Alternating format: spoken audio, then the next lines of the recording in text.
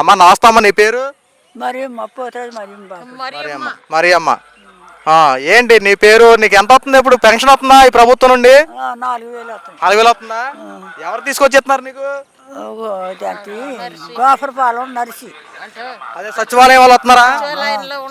వాళ్ళే ఇస్తున్నారు బాబు. ఎలా ఉంటుంది ఆరోగ్యం? అంత బాగానే ఉంటుందా? బాగానే ఉంటుంది బాబు. చంద్రబాబు గారి పరిపాలన బాగుందా? బాగుంది, బాగుందయ్యా. నన్ను వేసుకుని మాటలు అన్నారు, అలాంటి మాటలు అన్నారు. నేను మర్చిపోలేదు. బూదే మెసేజ్ చెప్పి మరి బాబు నేను మాట్లాడతా.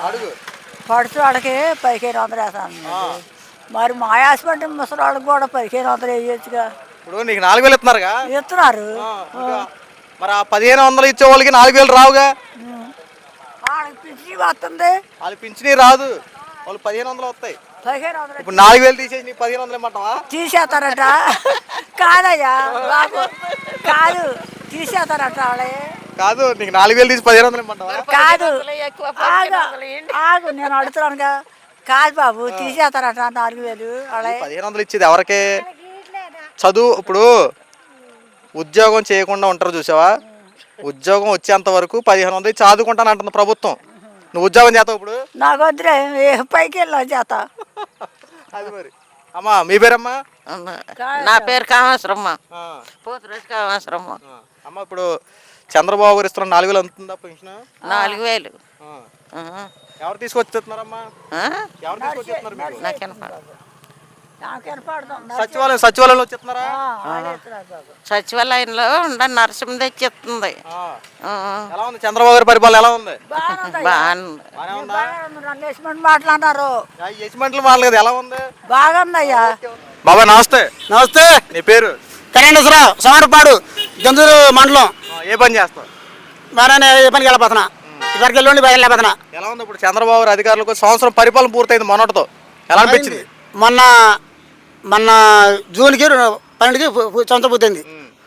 మళ్ళీ బాగా జరుగుతుంది. అన్ని బాగా బాగున్నాయి. నెంబర్ మారుంది. మా ఎమ్మెల్యే పెబర్ గారు ఎన్నెముక్క, ఆయన ఎన్నెముక్క నెంబర్ ఆయన పెబర్ గారు. పిలితే పలికే మనిషి ఆయన. ఇంటికి వెళ్తే మాడితే మాట ఆయన. అది ఎలా ఇప్పుడు రోడ్ల పరిస్థితులు ఎలా ఉన్నాయి మీకు? రోడ్లు అసలు ఇదో టీడీపీ వచ్చి రోడ్లు బాగుండిగో. మా రోడ్డుకి వెళ్ళి ఆ రోడ్డు ఉంది, ఈ రోడ్డు అసలు అయితే ఎవరు చూసుకోవాలి. ఆయన గోతో వెళ్ళి టీడీపీకి వెళ్ళగానే పెబర్ గారు పోతాడు రోడ్డు. ఆయన దేవుడిని పోతాడు పెబర్ గారు. అది కూడా నెంబర్ పోతాడు పెబర్ గారు. అది రేషన్ వ్యాన్లు ఆపేశారు కదా, రేషన్ షాపులు పెట్టారు. అది ఉంటాయి బెస్ట్, ఇది ఉంటాయి బెస్ట్. ఫస్ట్లో ఉండే రేషన్ ఫస్ట్లో ఉండే యాన్ లేవుగా.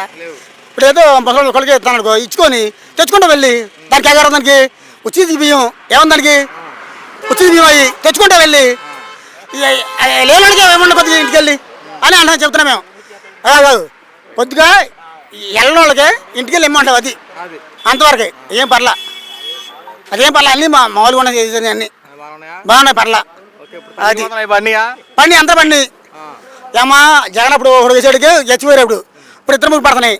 టైం పడతాయి, పన్నెండు పడతాయి, ఇంకా పడితే టైం ఉంది, ఇంకా పడతాయి. ఏమన్నాడు లోకేష్ అందరూ ఇస్తున్నాడు. అది అందరూ పడతాయి అమ్మా. అది మీ ఎమ్మెల్యే గారి పరిపాలన ఎలా ఉంది ఇక్కడ ప్రభాకర్ గారు? మా ఎమ్మెల్యే గారా ఏటమ్మాసం కదిమకైనా కార్యం బొక్క. ఎప్పుడు ఇంటికి వెళ్ళు, పొద్దున్న టిఫిన్ ఉంటుంది, మధ్యాహ్నం భోజనం ఉంటుంది. ఎప్పుడు కొడుకో ఆయన కోపం ఉంటుంది, కోపం కూడా పండుగ ఉంటుంది. అది సమస్యలు తీరుస్తున్నారని నెంబర్ 1 అయినా ఇంట్లో పనులు ఉండవు వస్తాడైనా. ఆయన లేకపోతే ఆడొద్దాయి పంపిస్తాడు. అది అదే నా కావాలి మాకు.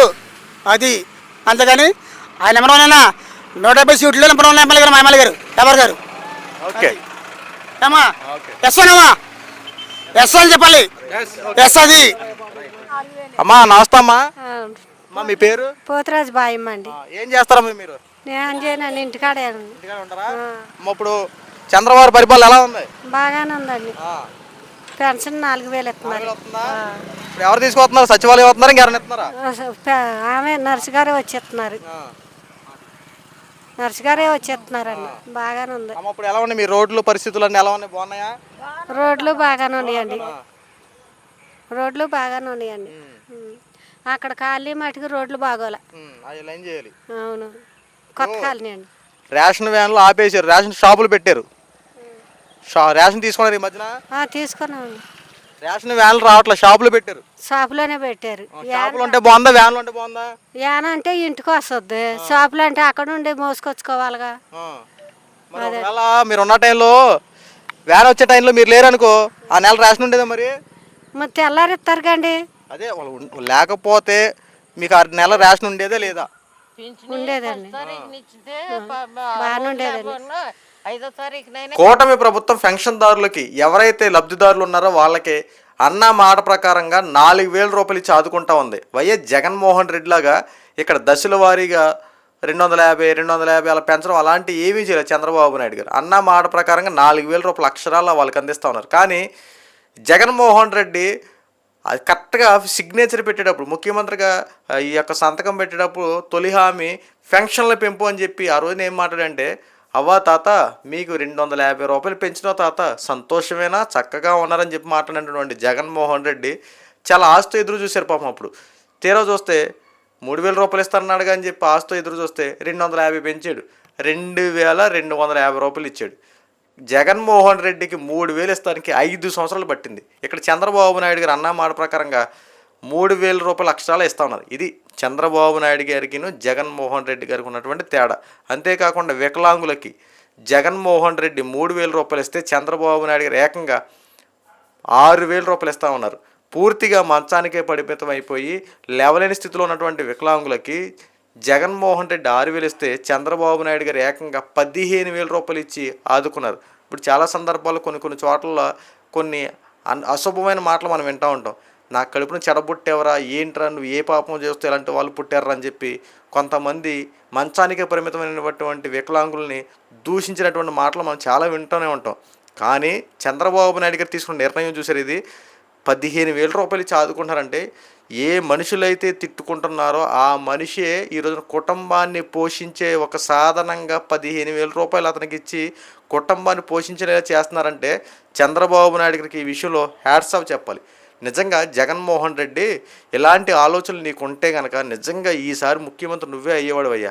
ఎంతసేపు దాచుకో పంచుకో ఉన్నదంతా అనుభవించుకో అన్నట్టు గత 5 సంవత్సరాల్లో పబ్బం గడిపి కాలాన్ని వృధా చేసుకుంటూ పథకాలను నెగ్గొట్టేసి అభివృద్ధిని పక్కన పడేసి ఎంతసేపు జలసారాయిల్లాగా తిరిగారు తప్ప ఆంధ్ర రాష్ట్ర సమస్యల గురించి అభివృద్ధి గురించి పట్టించుకున్న దాఖలాలు ఏమైనా ఉన్నాయా? ఒక పక్కన మీరు ఇచ్చేవి సరిగ్గా కనీసం అభివృద్ధి సరిగ్గా చేయక, పోనీ ఉద్యోగాలు ఇచ్చి ఉపాధి అవకాశాలు కల్పించే విధంగా చర్యలు తీసుకోక ఎందుకు సార్ 5 సంవత్సరాలు మళ్ళీ ఈ రోజు మళ్ళీ ఏం మాట్లాడుతున్నారండి? 2029లో మళ్ళీ నేనే ముఖ్యమంత్రిని, ఏ ఒక్కడిని విడిచిపెట్టను, ఒక్కొక్కటి తాట తీస్తా తోలు తీస్తా అని చెప్పి మాట్లాడుతున్నారు కదా. ఏ రకంగా మీరు మళ్ళీ మాట్లాడగలుగుతారు? గతంలో మీరు చేసినటువంటి పనులకే మీకు 11 సీట్లు ఇచ్చారు. అప్పట్లో మీరు ఒక్క ఛాన్సు రాజన్న బిడ్డనే రాజన్నలా పరిపాలన చేసి చూపిస్తానని చెప్పి నేను విన్నాను, నేను చూశాను, నేను అందరిని ఆదుకుంటానని చెప్పి చాలా వార్ డైలాగులు చెప్పారు. సో ఈ మాటలన్నిటి విన్నటువంటి ప్రజలు ఏదో మార్పును కోరుకున్నారు. ఖచ్చితంగా జగన్మోహన్ రెడ్డి వస్తే ఏదైనా చేస్తారని చెప్పి ఆశతో ఓట్లు వేస్తే వాళ్ళ ఆశలు అరియాసలు చేసి నాశనం చేశారు. ఇప్పుడు కోట ప్రభుత్వం చేసిన పనికి అందరూ హ్యాట్స్ ఆఫ్ చెప్తున్నారు. ప్రతి విషయంలో అన్న మాట నిలబెట్టుకునే విధంగా చర్యలు తీసుకున్నారు. ఇది కదా ప్రభుత్వం నుండి కోరుకునే విధానం. ఇప్పటికైనా బురద జల్లే రాజకీయాలు శవరాజకీయాలు చేయడం అనేసి ప్రజలకు ఉపయోగపడే పనులు చేయడం నేర్చుకోండి.